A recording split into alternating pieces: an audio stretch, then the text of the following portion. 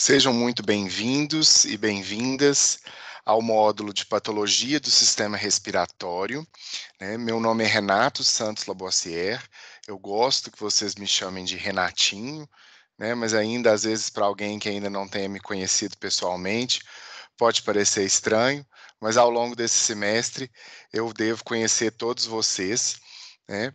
E nós estamos aqui, então, para inaugurar esse módulo de patologia do sistema respiratório com o tema distúrbios ventilatórios. Como é a nossa primeira aula, antes de eu falar de distúrbios ventilatórios propriamente ditos, eu vou comentar sobre uma revisão morfofuncional do sistema respiratório. Tá? Essa é a primeira parte da aula de hoje, eu pretendo dividi-las em partes, né? Então essa é a primeira parte da aula de hoje. Eu desenhei aqui um plano de aula para vocês acompanharem o que a gente vai fazer aqui, né? Começando pela revisão morfofuncional, eu pretendo falar um pouco sobre insuficiência respiratória, que é um diagnóstico clínico, né? E já vou começando com os diagnósticos morfológicos, falando sobre atelectasia, doença da membrana hialina, né, e abordando, propriamente dito, os distúrbios ventilatórios restritivos e obstrutivos, com enfoque na asma, na doença pulmonar obstrutiva crônica, nas modalidades bronquite crônica e enfisema pulmonar, e, para fechar, comentar sobre bronquiectasia. Então, são muitos assuntos que a gente tem para abordar, né, nessa nossa primeira aula. Então, vamos começando. Antes da gente fazer propriamente dita a revisão morfofuncional, eu acho muito importante a gente lembrar de qual é a função principal do sistema que a gente está estudando, né? Até porque a construção histológica e anatômica de um sistema, ela está voltado justamente para exercer aquela função primordial, que no caso aqui é a hematose ou simplesmente trocas gasosas. Lembrar que essas trocas gasosas acontecem entre o ar e o sangue. Então, a construção do sistema respiratório tem a ver com isso, com esse encontro do ar e do sangue, né? O caminho percorrido pelo ar na entrada e na saída do sistema respiratório é conhecido com o termo ventilação pulmonar. E o caminho percorrido pelo sangue na entrada e na saída dos pulmões é a chamada perfusão pulmonar. E eu vou falar primeiro do percurso do ar e depois do percurso do sangue. Percebam que a aula vai focar nos distúrbios ventilatórios. Então, vão ser distúrbios que estão aqui afetando principalmente essa ventilação pulmonar. Obviamente, além dessa função primordial de hematose, existem outras funções no sistema respiratório, né? Uma função endócrina, como, por exemplo, a enzima conversora de angiotensina, né?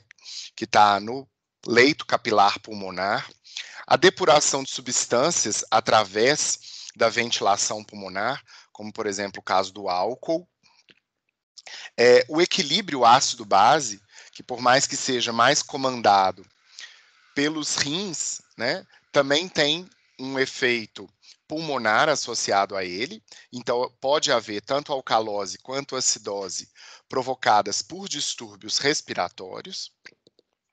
E lembrar, não que seja uma função, mas que aqui a gente tem um problema, porque se no pulmão a gente precisa ter um contato íntimo entre ar e sangue, né, os pulmões representam uma porta de entrada importante, e por isso eu também tenho que estar atento na construção morfológica do sistema respiratório, na inserção de elementos de defesa, né, que vão tentar diminuir as chances da infecção dessas estruturas, tá certo? Aqui dando um exemplo, por exemplo, da tosse como um fator de defesa, né? Começando então mais pela ventilação pulmonar, lembrando que ela é o percurso do ar, a gente pode dividir esse percurso percorrido pelo ar na porção condutora e na porção respiratória.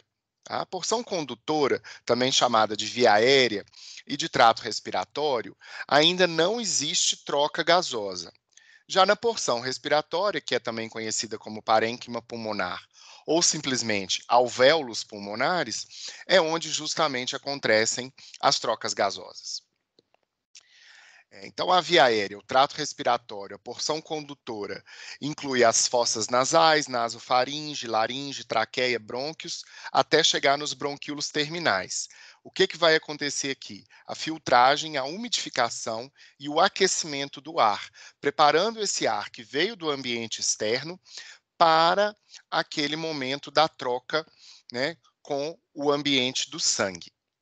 O parênquima pulmonar vai ser formado, então, né, conhecida pela porção respiratória, vai incluir os bronquíolos respiratórios, os ductos e sacos alveolares e os alvéolos propriamente dito, e é lá que vai acontecer mesmo a hematose. Aqui num desenho esquemático, a gente está vendo toda a via condutora, né? Aqui com destaque para o pulmão direito, com os seus 3 lobos, né? O lobo superior, o lobo médio e o lobo inferior, e o pulmão esquerdo com o lobo inferior e o lobo superior, né? Nesse desenho a gente também lembra que a bifurcação da traqueia, né, a carina, para o lado direito, ela é mais retificada.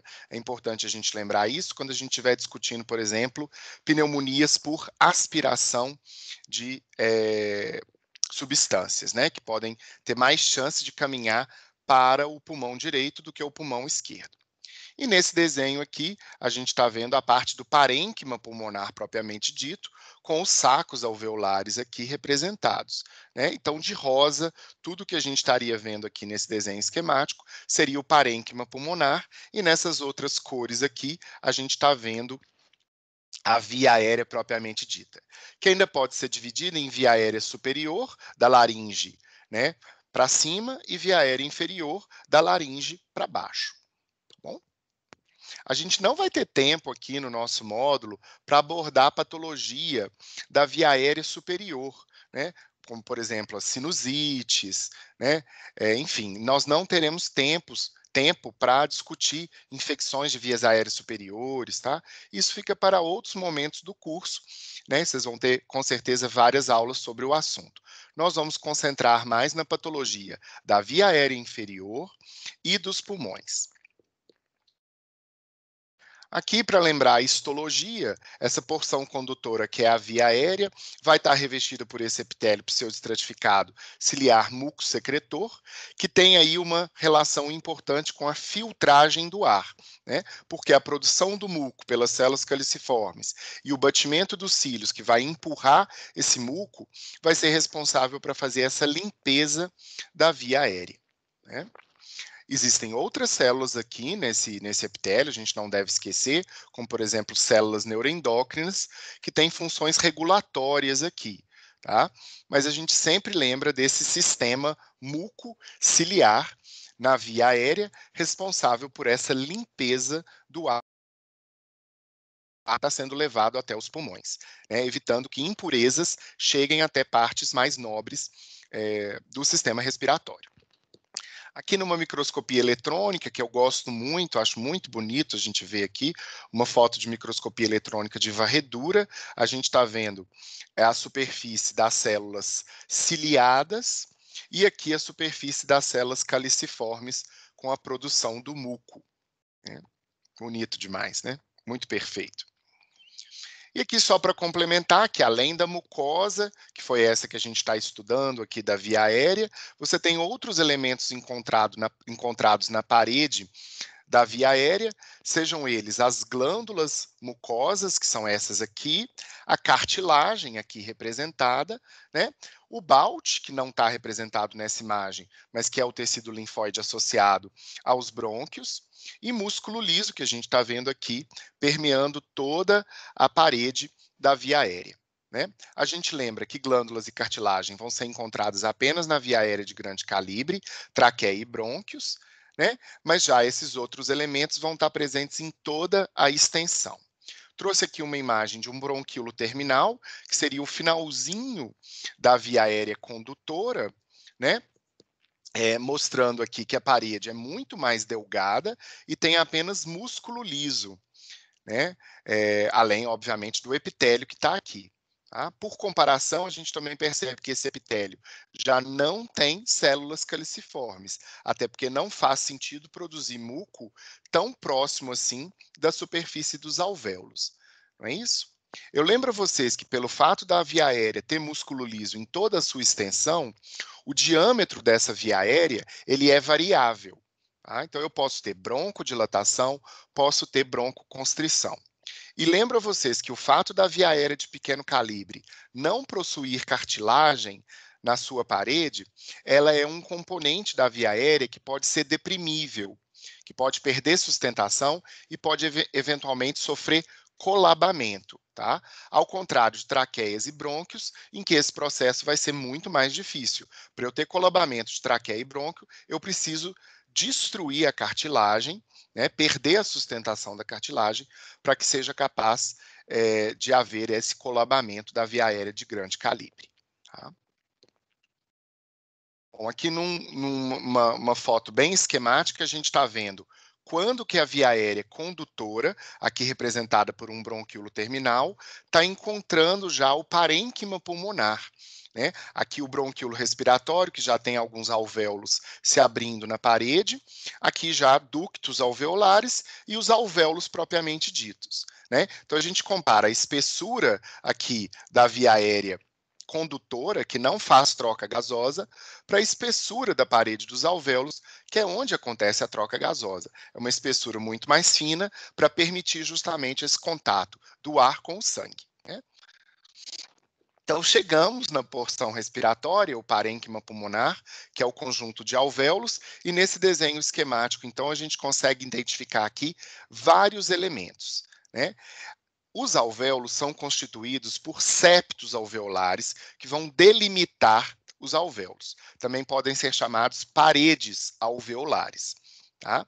Essas paredes vão estar revestidas por células epiteliais de dois tipos principais. Os pneumócitos do tipo 1, que são células achatadas, que estão especializadas em fazer aí parte da barreira alvéolo-capilar, onde acontecem as trocas gasosas, e os pneumócitos do tipo 2, que são células mais globosas, que não fazem propriamente a troca gasosa, mas que produzem surfactante, né, que é uma substância importante para evitar o colabamento dos alvéolos, porque ela altera a tensão superficial desses alvéolos.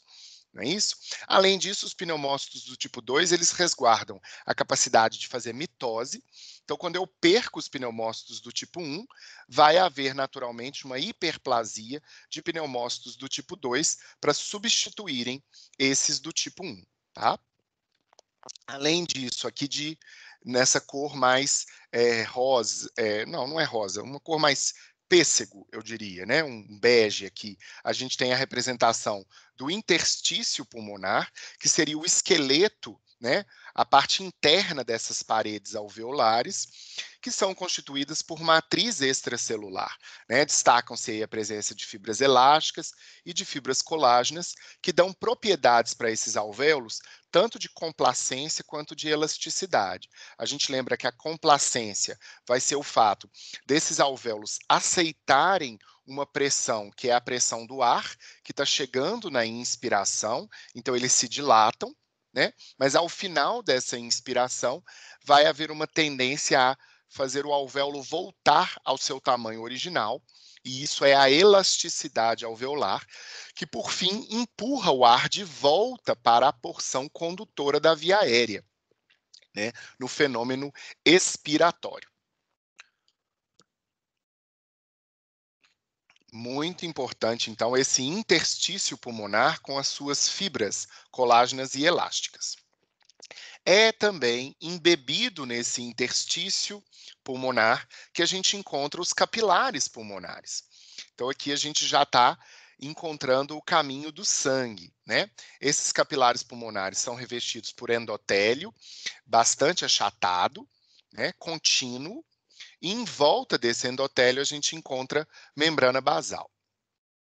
Então, tá aqui a membrana basal. Eu também encontro membrana basal por baixo, né, dos pneumócitos, sustentando o epitélio de troca. E dentro dos alvéolos, a última estrutura que eu quero mostrar para vocês aqui são os macrófagos alveolares, né, que são células pertencentes ao sistema monocitário, né, que fazem aí a última linha de defesa contra a entrada de agentes infecciosos nos pulmões, né? Essas células têm capacidade fagocitária, né, e podem sinalizar aí uma resposta inflamatória nos pulmões, dependendo dos antígenos que elas encontram, né? À medida que elas estão fagocitando elementos aí que chegam pelo ar. Destaco aqui, na imagem de baixo, a barreira alvéolo capilar, que é a superfície de troca ou membrana de troca, formada aí pelo conjunto de duas células e de duas membranas basais, né? Então, aqui, do lado do ar para o lado do sangue, a gente tem um pneumócito do tipo 1, a sua membrana basal, né? A membrana basal do endotélio e o endotélio. Então, as moléculas de oxigênio, de gás carbônico, elas têm que ultrapassar isso. Duas células, que são células pavimentosas, né? Então são células achatadas, e o conjunto formado por duas membranas basais. Perfeito? E é aí que a mágica acontece, né? Bom, fica muito bonito lá no esquema, no desenho, mas na vida real é também muito bonito, mas vocês costumam ter mais dificuldade para identificar esses elementos. Então, aqui está o alvéolo, né, a parede alveolar, delimitando esse alvéolo. Aqui nessa parede, a gente consegue ver um capilar pulmonar, com uma hemácia aqui por dentro. Esse núcleo achatado aqui, provavelmente é um núcleo de um endotélio, tá? Já nessa imagem, esse núcleo voltado para dentro do alvéolo, perdão, provavelmente é o núcleo de um pneumócito do tipo 1. Essa célula solta aqui dentro do alvéolo é um macrófago alveolar, né? E uma célula assim um pouco mais volumosa, como por exemplo essa daqui, ou essa talvez, são aí os pneumócitos do tipo 2, né? Que são células mais arredondadas, globosas. Curtiram aqui, então, o parênquima pulmonar? São coisas que vocês já sabem, mas eu acho que é importante a gente relembrar, né? Porque pode facilitar aí na hora que eu fizer alguma relação com as patologias. Esse desenho é muito interessante que mostra justamente, caminhando dos brônquios para os bronquíolos e chegando no alvéolo, como que a espessura da parede vai diminuindo para permitir justamente a troca gasosa, né? E aqui alguns últimos conceitos que eu acho que são importantes da gente passar. A diferença entre ácino e lóbulo pulmonar, né? O ácino é a porção distal ao bronquíolo respiratório. Então está aqui o bronquíolo respiratório e seriam todos os alvéolos que estão conectados a um mesmo bronquíolo respiratório. E o lóbulo seria um conjunto aí de 5 a 7 ácinos, tá? Que estão delimitados por um septo interlobular. Então está aqui esse septo interlobular definindo esse lóbulo, que é um conjunto de ácinos. A gente vai ver que em algumas doenças a gente vai comentar, né? No enfisema, por exemplo, a gente vai fazer referência se ele afeta a região mais central do lóbulo ou se ele afeta a região mais periférica do lóbulo. Enfim, vão surgir aí palavras e aí eu achei importante relembrar isso aqui com vocês. Aqui só para ver que macroscopicamente a gente pode ver na superfície pleural esses septos interlobulares fazendo um desenho de um quebra-cabeça na superfície pulmonar, né? E eu acho isso muito bonito, tá? E aqui na superfície de corte, a gente está olhando aqui o hilo pulmonar com a via aérea condutora, né, com o diâmetro maior, caminhando em direção a superfície pleural, a gente vai encontrar cada vez menos porções reconhecíveis da via aérea, né? E a grande massa aqui de células que a gente está vendo são partes dos alvéolos, né? O que dá aí ao parênquima pulmonar um aspecto bastante esponjoso, né? Destaco aqui também, nesse corte, que a gente consegue ver aqui linfonodos que estão aqui no hilo pulmonar, né, linfonodos do hilo, repletos de pigmento antracótico. Para quem não se lembra, o pigmento antracótico vem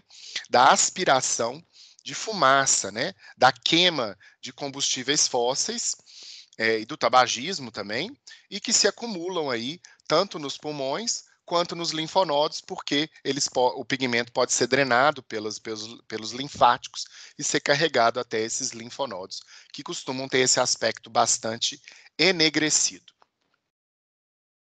Aqui numa outra fotografia, a gente está vendo aqui uma separação de um lobo pulmonar para outro lobo pulmonar, né? E por vezes aqui, porções da via aérea que estão seccionadas, ao lado também de estruturas vasculares, mas a grande parte aqui dos pulmões é constituído pelo parênquima pulmonar propriamente dito, que dá esse aspecto esponjoso para o órgão. E aqui a pleura visceral recobrindo externamente o pulmão, né, com pontos também de antracose, como a gente pode observar aqui na imagem. Destaco novamente os septos interlobulares, né, e que em algumas patologias eles podem até aparecer em exames de imagem, como no caso dessa tomografia, em que a gente está vendo aqui um reforço desses septos interlobulares. Tá? Então, fazendo aí já uma relação entre o que a gente conhece da anatomia dos pulmões com os exames de imagem, que eu acho que é sempre importante a gente fazer aqui, né? Já que os exames de imagem vão ser uma macroscopia indireta, né? Muito utilizada nos exames complementares, auxiliando aí o diagnóstico dos nossos pacientes. Então, por falar nisso, trouxe aqui uma radiografia de tórax. A gente vê aqui que os campos pulmonares são campos bastante radiotransparentes, porque aqui no parênquima pulmonar tem uma quantidade muito grande de ar, e o ar deixa, né, a radiação atravessar e queimar o filme que está atrás do paciente, né? Então, são estruturas radiotransparentes, o parênquima pulmonar, e aqui o hilo pulmonar, que já é um pouco mais radiopaco. A gente consegue ver o desenho aqui da traqueia, a carina com a bifurcação dos brônquios principais, o brônquio principal direito mais retificado, não sei se vocês conseguem ver. Enfim, são aí coisas da radiologia que servem para o nosso estudo aqui também da anatomia patológica. Tá? Então, nós vamos ver situações em que a doença pulmonar deixa o parênquima pulmonar mais radiopaco, por exemplo, ou pode acentuar a radiotransparência, né? Então, são conceitos importantes para a gente aplicar aqui na patologia.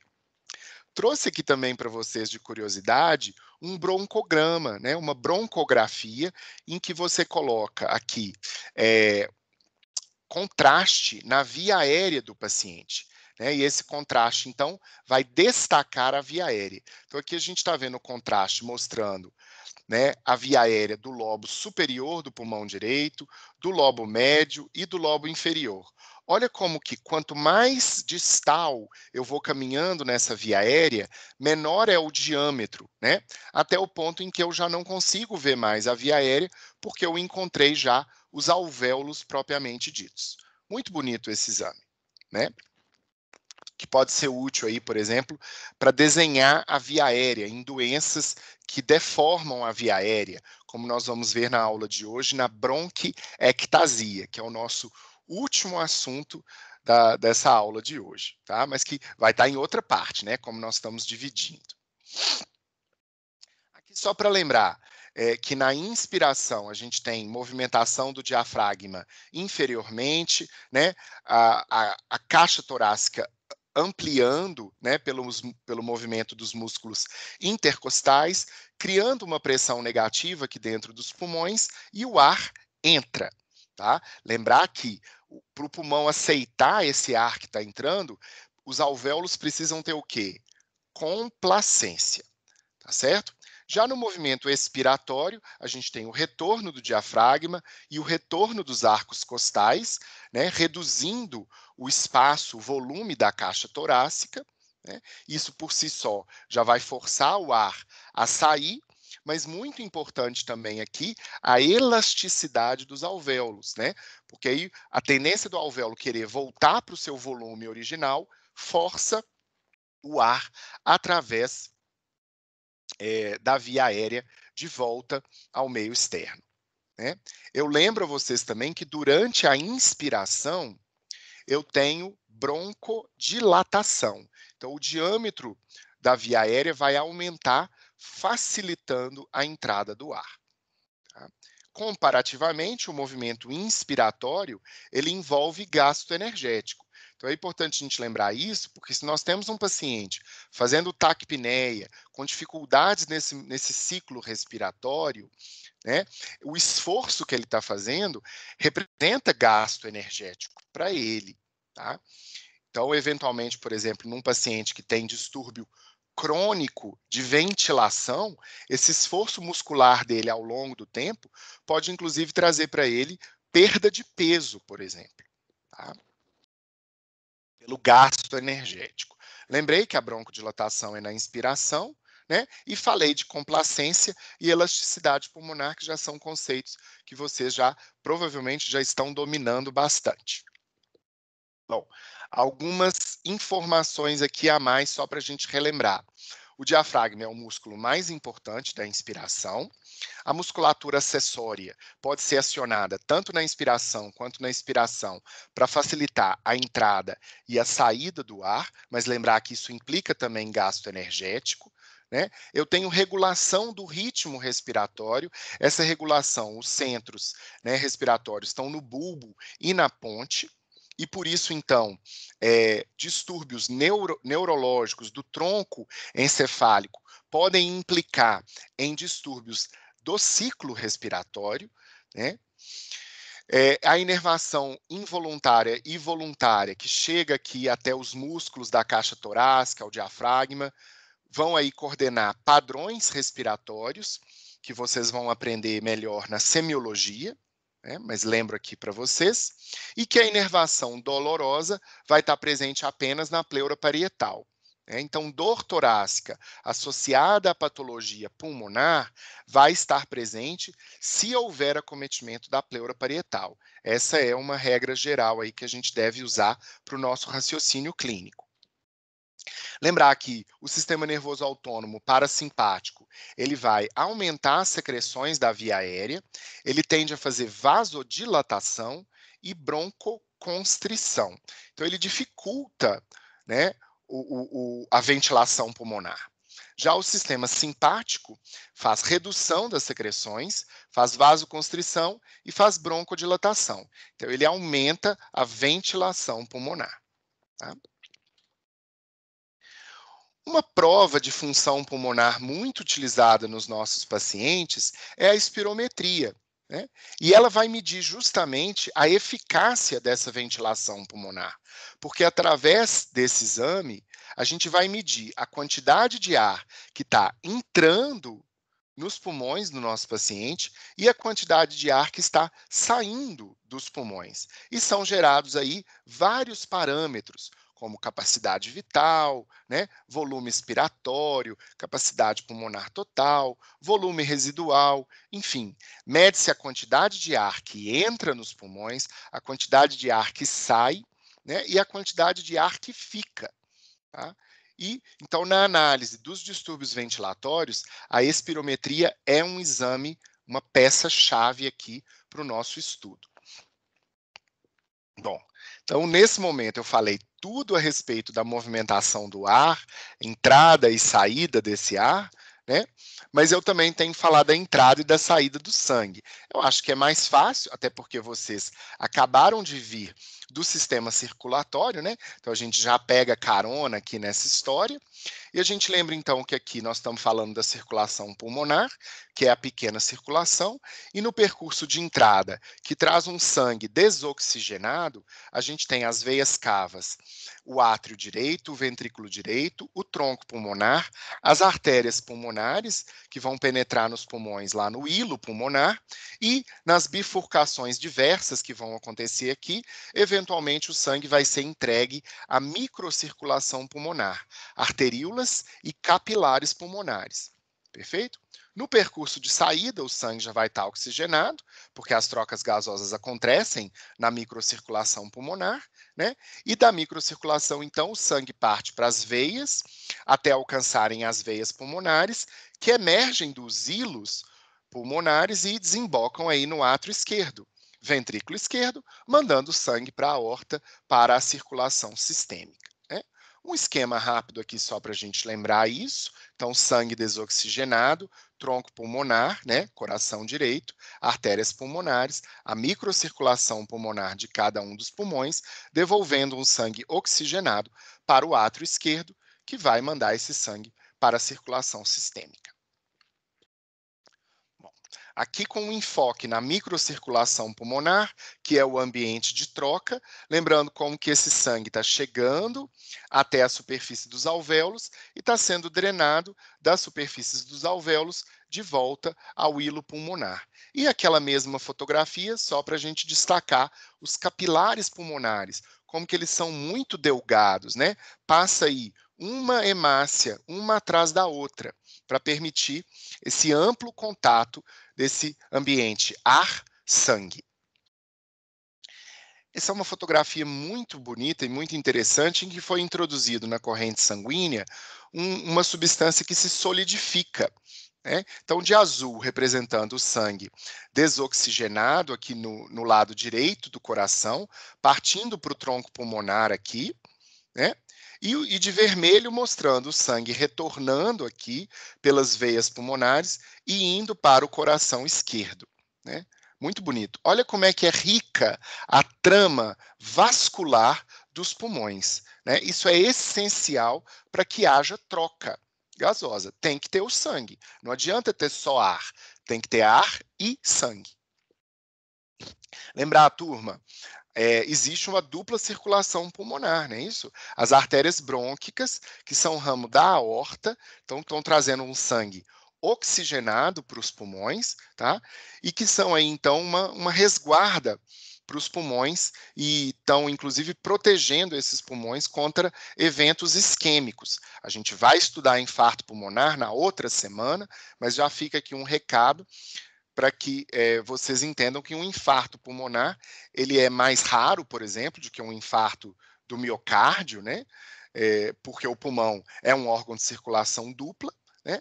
E que esses infartos tendem a ser de padrão hemorrágico, né? Porque em órgãos de circulação dupla é isso que a gente encontra quando tem infarto, tá? Mas eu vou falar mais sobre isso na semana que vem. É coisa demais, né? E aqui, só para complementar, uma arteriografia pulmonar, né, ou angiografia pulmonar, em que o contraste agora está na circulação pulmonar. A gente está vendo aqui o tronco pulmonar com a artéria pulmonar direita, a artéria pulmonar esquerda, e aqui o desenho, né, desses vasos, dessa circulação pulmonar aqui, caminhando junto com os brônquios, né, lado a lado, a via aérea, né, o caminho do ar e o caminho do sangue estão caminhando aí um do lado do outro. É muito bacana, né? Bom, comentário rápido sobre a drenagem linfática, né? Lembrar que existem linfáticos aqui no pulmão que estão drenando essa linfa em direção ao hilo pulmonar e que esses linfáticos partem daqueles septos interlobulares. Tá? Ali naqueles septos é que se concentram esses linfáticos e eles caminham em direção ao hilo pulmonar. E também tem a drenagem linfática da pleura visceral, também caminhando em direção ao hilo. Muito bem. É uma drenagem linfática aí que tem os linfonodos como interpostos, né? Os linfonodos aí peri-hilares, pericarinais, né? Estão aí também fazendo uma conexão com um sistema de defesa, né?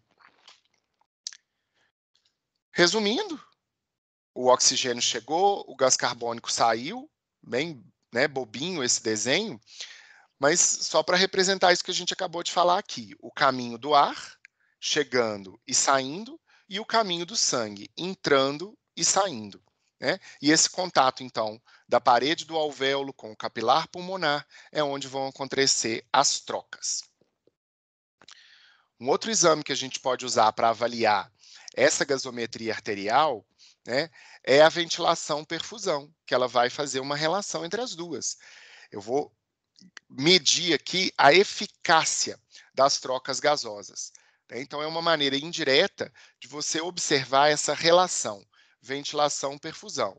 Lembrando que na gasometria arterial a gente vai ter parâmetros como o pH, o gás carbônico, o oxigênio e o bicarbonato, né? E aí eu vou poder avaliar melhor essas trocas gasosas. Uma coisa importantíssima que eu vou comentar aqui com vocês agora, tá? É a chamada relação ventilação-perfusão. Essa é uma relação dinâmica e diferente da circulação sistêmica. Quando existe redução da ventilação pulmonar, ao contrário dos vasos aumentarem o diâmetro, tá? Chegando mais sangue aqui, vai acontecer justamente o contrário, vai acontecer uma vasoconstrição. Então, se você diminui a ventilação, por consequência, vai haver a redução da perfusão daquele alvéolo. Tá? Então, se houver algum problema na ventilação pulmonar, tá? Gerando hipóxia no alvéolo, a resposta aqui vai ser uma vasoconstrição arteriolar. Vai, então, reduzir a passagem do sangue para cá. Tá? Isso é diferente da circulação sistêmica. Porque na circulação sistêmica, se você tem hipóxia no tecido, os vasos tendem a fazer vasodilatação. Tá? Mas aqui, turma, percebam comigo, o oxigênio para o pulmão não está vindo da corrente sanguínea, porque esse sangue que está chegando aqui é um sangue desoxigenado. O oxigênio para o alvéolo está vindo do ar, certo? Então, não adianta, se tem menos oxigênio aqui nesse alvéolo, não adianta aumentar a quantidade de sangue que está vindo para cá, tá certo? Seria contraproducente. Então, a resposta aqui adaptativa é fazer a vasoconstrição e redirecionar esse sangue para outros alvéolos que estejam bem ventilados. Tá? Então, conclusão, um alvéolo pouco ventilado é um alvéolo pouco perfundido. E esse conceito vai ser muito importante para a gente entender a patologia da aula de hoje. Tá? Bom, a gente pode separar didaticamente as patologias do sistema respiratório em 4 grupos principais que vão permear aí as nossas 4 próximas semanas de aula. Começando hoje com os distúrbios ventilatórios, caminhando para os distúrbios circulatórios, né, passando pelos distúrbios infecciosos e finalizando com os distúrbios neoplásicos. Eles não são tão assim separados uns dos outros. Existe uma relação entre eles, obviamente, tá? Mas didaticamente é melhor a gente estudá-los separados e ao longo aqui do nosso curso fazer as relações entre esses grupos de doenças pulmonares. Lembro a vocês que o sistema respiratório traz para o médico um grande desafio, porque a maioria das doenças que afetam aqui os pulmões, né, vão gerar tosse e vão gerar dispneia. Tá? Então, vai ser muito importante coletar o máximo de informações de anamnese, de exame físico, né, e dos exames complementares para a gente poder fazer o raciocínio clínico. Tá? Mas não se assustem. Vocês vão, ao longo também aí do estudo da semiologia, entender quais são os aspectos da tosse que têm que ser investigados no nosso paciente, quais são os aspectos da dispneia que têm que ser investigados, né? E aí vocês vão adquirindo mais maturidade para poder fazer um raciocínio clínico mais certeiro. Ninguém nasce sabendo fazer raciocínio clínico, tá? É uma coisa que a gente vai aprender ao longo do curso. Quero começar com insuficiência respiratória, para a gente finalizar essa primeira parte. E lembrar que ela é uma doença de diagnóstico clínico. Eu não preciso olhar para os pulmões do meu paciente para dizer que ele está com insuficiência respiratória. Tá? Eu vou simplesmente coletar anamnese e exame físico, né, do meu paciente e já consigo dar o diagnóstico aí desse distúrbio de insuficiência respiratória. Lembrando que ela pode ser aguda ou crônica e representam aí pacientes diferentes, tá? Na insuficiência respiratória aguda, que pode ser causada por vários distúrbios, seja da ventilação, da perfusão e da membrana de troca propriamente dita, nós vamos encontrar nesse paciente hipoxemia, hipercapnia e uma acidose respiratória. Então, olha aqui a gasometria arterial, como é que ela te ajuda nesse diagnóstico, né?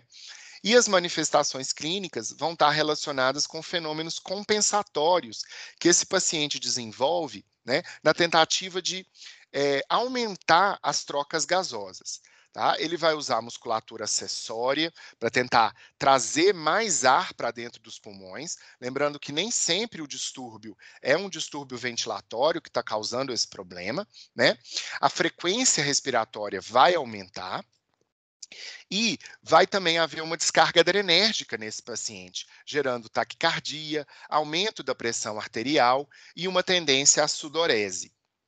Lembrar que no tratamento a gente tem que, obviamente, buscar a doença de base, mas enquanto você está buscando a doença de base, você já tem que oferecer para esse paciente suplementação de oxigênio, tá? E em muitos casos pode ser necessário fazer aí uma ventilação mecânica no seu paciente, né, para tentar manter as trocas gasosas num nível vital, né, num nível que mantém o seu paciente vivo.